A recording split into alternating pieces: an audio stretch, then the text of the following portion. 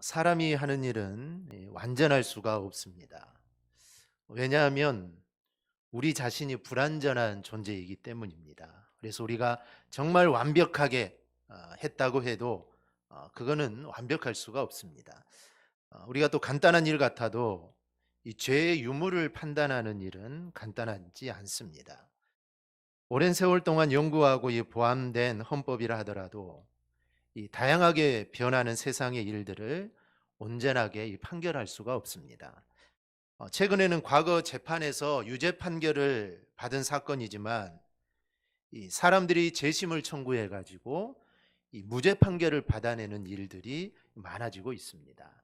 자기는 죽이지 않았는데 며칠 전에도 무죄 판결을 받고 풀려난 사람이 있습니다. 형은 한 20년 살았습니다. 자기가 지은 죄는 아니지만 형을 20년 살고 나왔는데 그걸 재심을 신청해서 그게 받아들여서 무죄로 선고를 받았습니다. 하지만 그의 삶은 이미 20년이라는 세월이 다 지나가 버렸죠. 이 재심 사건 전문 변호사가 있습니다. 전에 TV에도 많이 나왔는데요. 이 박준영 변호사인데요. 저와 동갑이더라고요. 저와 동갑인데 그는 고졸 출신의 변호사입니다. 자수성가형 변호사죠. 영화 재심의 그 실제 인물로 유명한 분입니다. 그가 맡은 재심 사건으로는 1999년 삼내 나라 슈퍼 강도 치사 사건, 2000년 익산 약촌 오거리 살인 사건, 2007년 수원역 노숙 소녀 살인 사건, 최근에는 이 낙동강 강변 살인 사건 이런 것들을 이런 재심 사건들을 맡습니다. 이렇듯 이 죄의 유무를 판단하는 것은 이거는 쉬운 일이 아닙니다. 그래서 이 잘못 판결을 내릴 확률들이 있습니다. 미국의 한 연구기관이 이 재판관을 지낸 분들을 대상으로 당신의 재판에 미스는 없었습니까? 라고 묻는 질문에 약 75%의 재판관들이 당시에는 몰랐는데 후에 보니 분명 미스가 있었습니다. 라고 이렇게 대답을 했습니다. 그만큼 세상의 재판은 이 한계가 있다는 겁니다. 미국의 이 소액 청구 소송 재판장을 지낸 이 와프너 박사가 한 번은 판결을 내리면서 이런 말을 했다고 합니다. 내 평생에 이렇게 괴로운 판결을 내려보기는 이번이 처음입니다. 피고인 당신은 악한 사람이요 남을 속인 것이 분명한데 교묘하게 법망을 잘 피했소. 악한 사람인 줄 알면서 당신에게 무죄 판결을 내려야 하는 나의 심정은 괴롭소. 이제 판결을 선고합니다. 피고인의 무죄를 선고합니다. 이 사람이 악한 사람이고 이 사람이 분명히 죄가 있는 것을 아는데 법에 비추어 봤을 때 무죄를 선고할 수밖에 없는 상황들이 있다는 것이죠. 이와 비슷한 이야기로 미국 연방 대법원장을 지낸 호레이스 그레이 대법관이 어느 날 길거리를 가다가 한 사람을 만납니다. 그는 교묘하게 법망을 피해서 무죄 석방을 받아서 죄를 지어놓고도 무죄 석방을 받아 거리를 활보하고 있습니다. 그래서 판사가 그 사람을 붙잡고 이렇게 말합니다. 당신이 유죄인 것은 나도 알고 당신도 알고 있어. 당신에게 꼭 일러둘 말이 있어. 후일에 당신은 인간보다 현명하시고 뛰어나신 재판장 앞에 설 것이요. 거기서는 세상의 법률이 아니라 공의대로 심판을 받을 것이요. 성경은 우리가 몸으로 행하고 또 입술로 말한 것과 마음으로 생각한 것에 대하여 반드시 심판을 받는다라고 말씀을 합니다. 고린도후서 5장 10절입니다. 이는 우리가 다 반드시 그리스도의 심판대 앞에 나타나게 되어 각각 선악간에 그 몸으로 행한 것을 따라 받으려 함이라.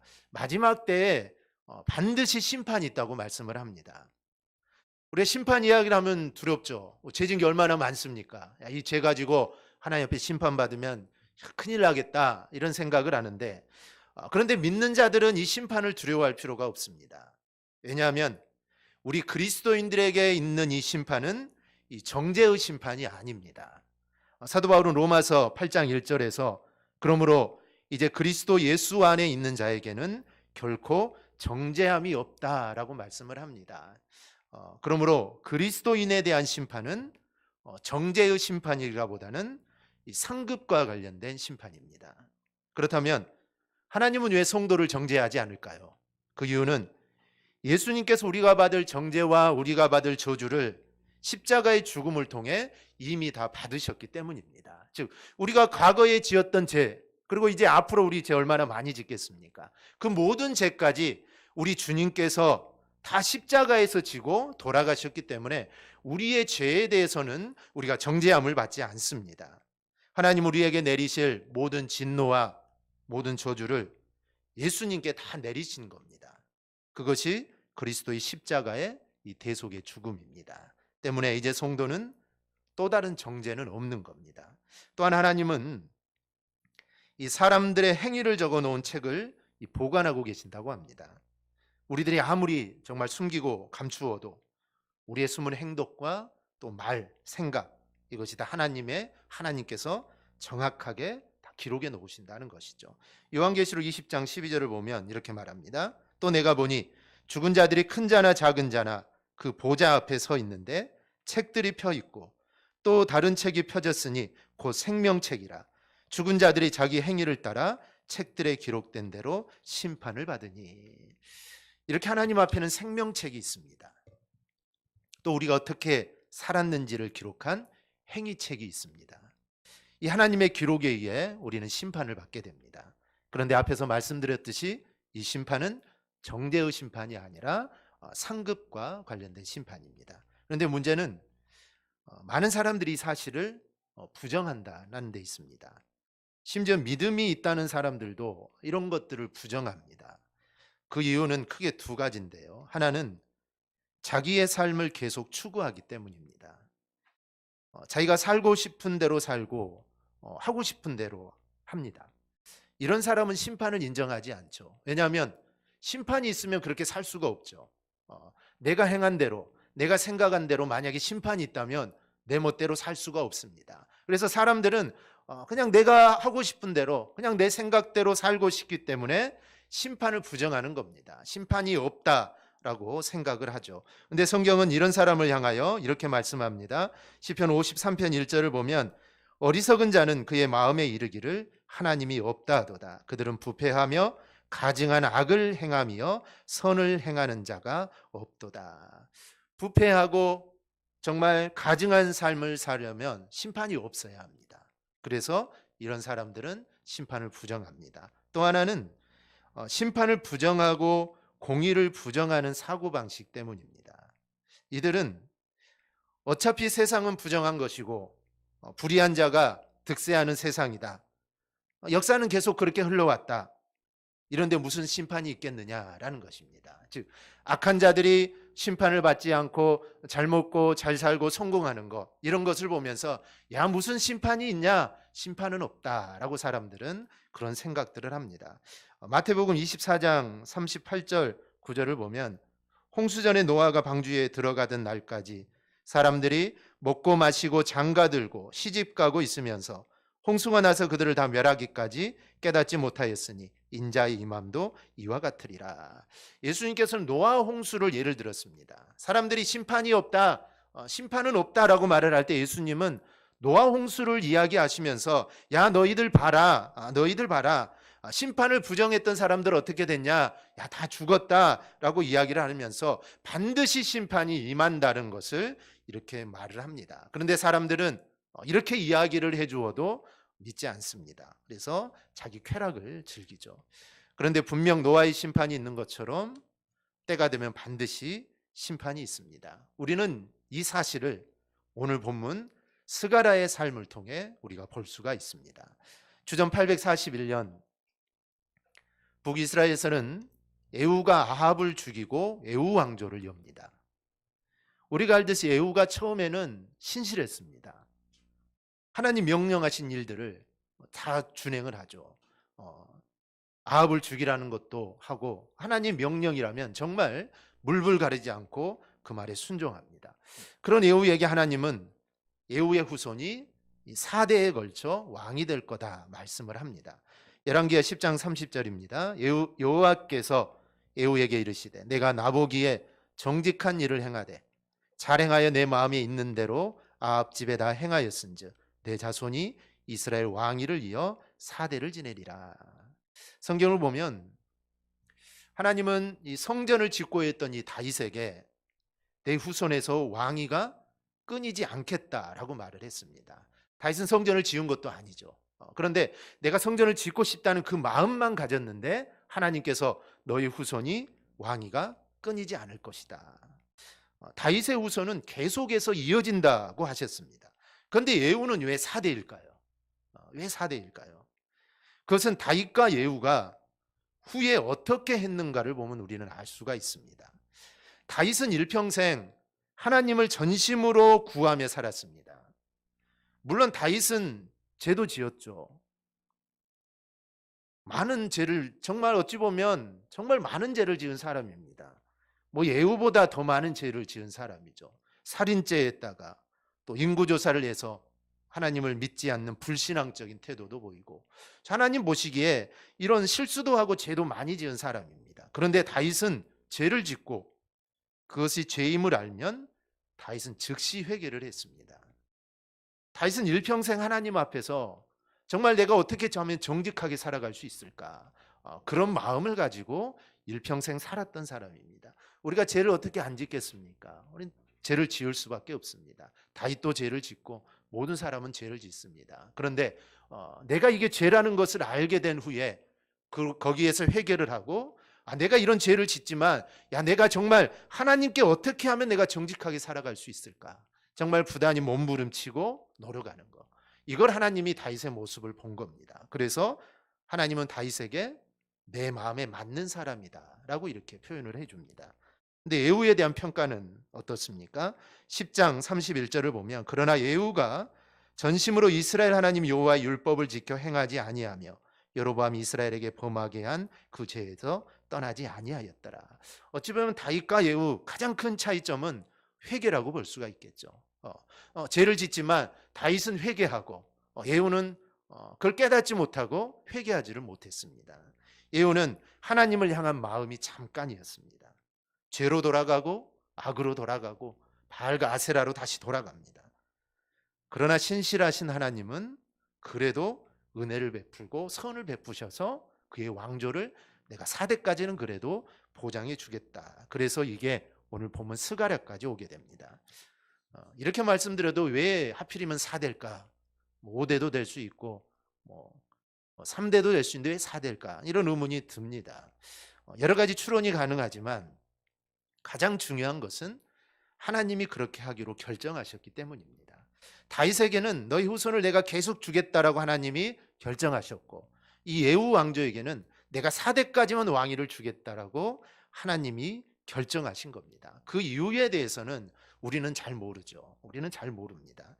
때로 많은 신앙의 추론들이 하나님의 생각과 마음을 왜곡시킬 때가 있습니다. 어떤 사람들은 왜 4대일까? 이제 연구를 하죠. 왜 4대일까? 왜 하필이면 4대일까?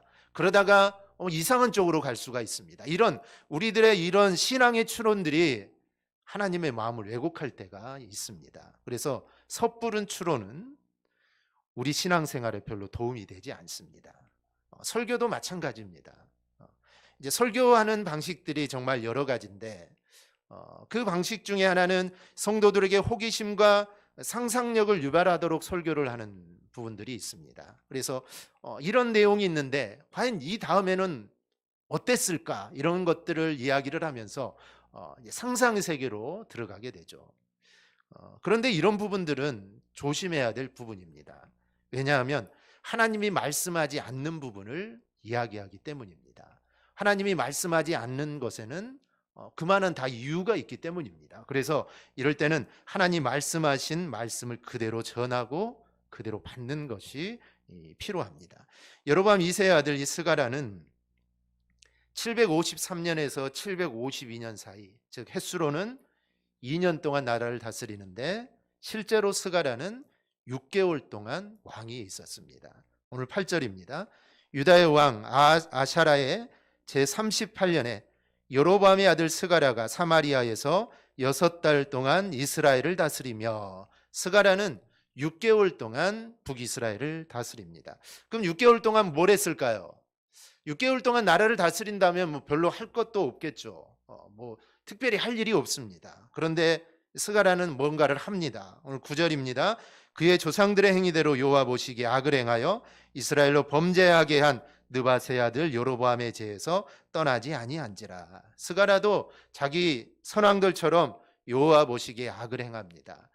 자기 선조들 중에는 뭐 20년 동안 왕에 있었던 사람도 있고 뭐 더 많은 세월 동안 왕에 있었던 사람들도 있습니다. 그런데 그 왕들도 여로보암의 길을 떠나지 않고 여로보암의 길을 걸었습니다. 그런데 6개월 동안밖에 왕으로 있지 않았는데도 이 스가랴는 자기 선왕들의 뒤를 그대로 따라갑니다. 그래서 어떻게 됩니까? 본문 10절입니다. 야베스 아들 살룸이 그를 반역하여 백성 앞에서 쳐 죽이고 대신하여 왕이 되니라. 야베스의 아들 살룸에 의해 죽임을 당하게 됩니다. 그 이유를 12절에서 말합니다. 여호와께서 에후에게 말씀하여 이르시기를 내 자손이 4대 동안 이스라엘 왕이 있으리라 하신 그 말씀대로 과연 그렇게 되니라. 이미 살펴본 대로 하나님께서는 너희 4대에 걸쳐 왕이 된다고 예언했는데 그 예언 그대로 이루어졌다라는 것입니다. 스가랴는 어원적으로 주님께서 기억하신다라는 뜻입니다. 근데 스가랴는 우리가 귀에 익은 이름입니다. 스가랴는 성경에 흔히 이스라엘 백성들 사이에 흔히 볼 수 있는 이름이고 성경에도 이 스가랴라는 인물이 약 30여 명 등장합니다. 그 중에 가장 유명한 스가랴는 스가랴서를 지은 이 선지자 스가랴가 가장 유명합니다. 이 스가랴는 그 이름대로 얼마든지 하나님이 기억하시는 삶을 살 수 있었습니다. 6개월이었으니 어찌 보면은 짧은 기간이니 더 하나님께 충성할 수도 있었을 겁니다. 그런데 그는 그렇게 살지를 못했습니다. 조상들이 하는 짓을 따라가고 여로보암 1세가 지은 죄를 그냥 따라갑니다. 그러다가 심판을 받게 되죠. 오늘 스가랴를 보면서 세 가지 교훈을 받습니다. 첫째는 하나님 예언의 신실성입니다. 하나님은 에후에게 4대까지 된다고 했는데 정말 그 말씀 그대로 딱 4대까지 되고 끝납니다.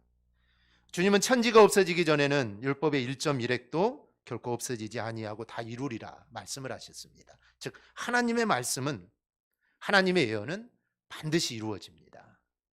한마디도 빠지지 않고 다 이루어진다는 것이죠. 우리 예수님이 이 땅에 오시는 것도 구약에 약 300번의 예언이 있었습니다. 예수님의 그리스도에 대한 메시아에 대한 예언이 구약에 300번 이상 있습니다. 그런데 그 예언 그대로 주님이 오신 겁니다.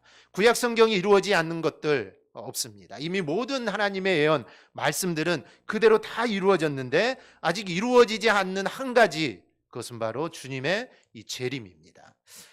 우리가 어떤 것이 이루어지고 계속 이루어지는 것을 보면 이것도 이루어지겠다라는 생각들을 합니다.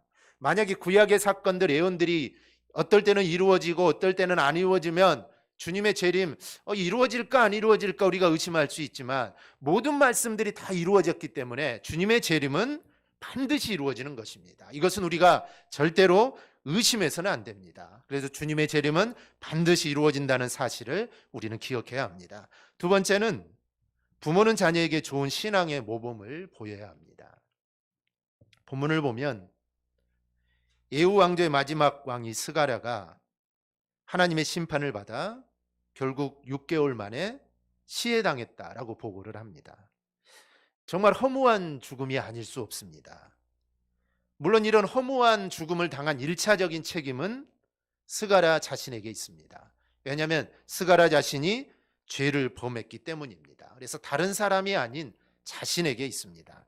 그러나 우리가 좀 곰곰이 생각해 보면 만일 그가 믿음이 좋은 아버지 밑에서 좋은 신앙적 교훈을 받고 자랐다면 어떻게 됐을까요?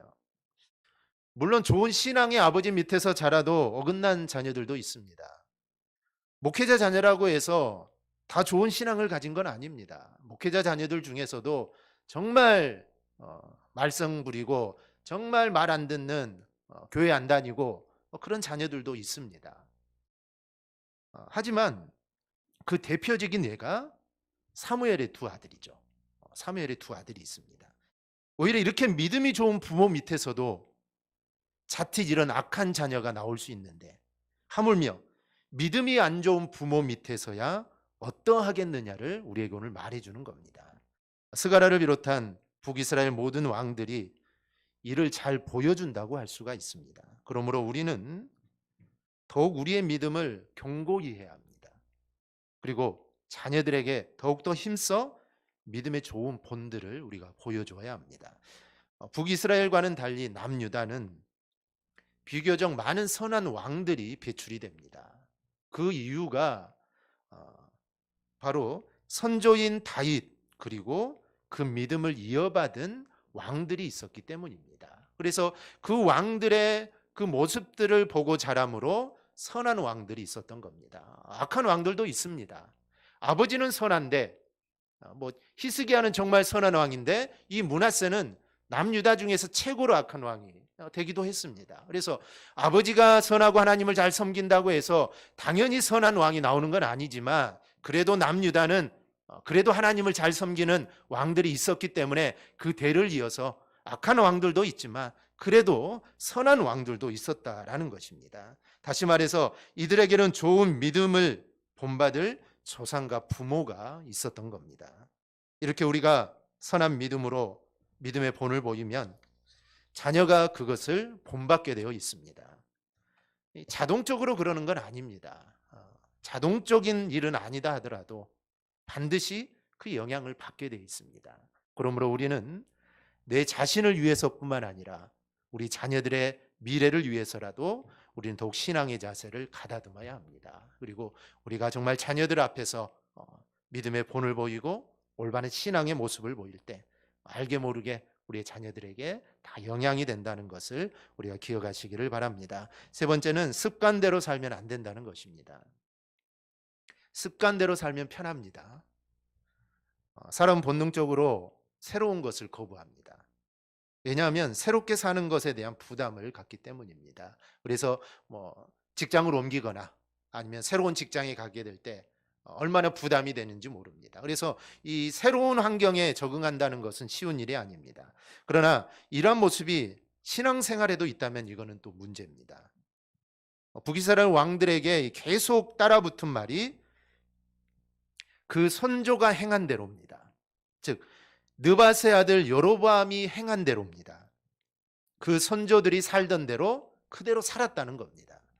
선조가 살던 대로 살 것이 아니라 말씀대로 살아야 되는데 그들은 말씀대로 살지 못하고 그냥 선조들이 사는 대로, 선조들이 바알을 섬기면 그냥 바알을 섬기고 아세라를 섬기면 그냥 아세라를 섬기는 겁니다. 왜냐하면 그것이 편합니다. 아세라 목상 다 없애고 바알 다 없애고 바알 제사장 다 죽이고 하나님 섬기는 거 이거 그렇게 쉬운 일 아닙니다. 그러니 바알을 섬겼으니 그래 그냥 그대로 계속 가자 해서 계속 그렇게 합니다. 그런데 그렇게 살아서는 안 된다는 것이죠. 흔히 우리 기독교를 이 로마 카톨릭과 비교할 때 이 프로테스탄트, 개신교 혹은 개혁파라고 말을 합니다.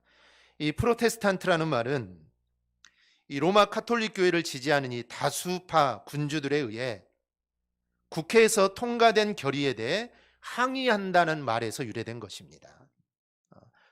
중세시대는 로마 카톨릭이 모든 걸 다 장악을 하고 있죠. 그래서 로마 카톨릭 교회에서 나오는 모든 결정사항은 그대로 다 됩니다. 그런데 프로테스탄트들은 거기가 아니다. 그건 아니다 항의를 합니다. 즉 교황의 권위에 항의한다는 것입니다. 교황의 권위가 맞는 것이 아니라 하나님의 말씀이 맞다라고 항의를 하는 것입니다. 이게 바로 이 프로테스탄트라는 그 개념입니다. 그래서 거기에 권위가 있는 게 아니고 교황과 추기경의 권위가 있는 것이 아니고 하나님과 성경에서 모든 권위가 나온다라는 겁니다.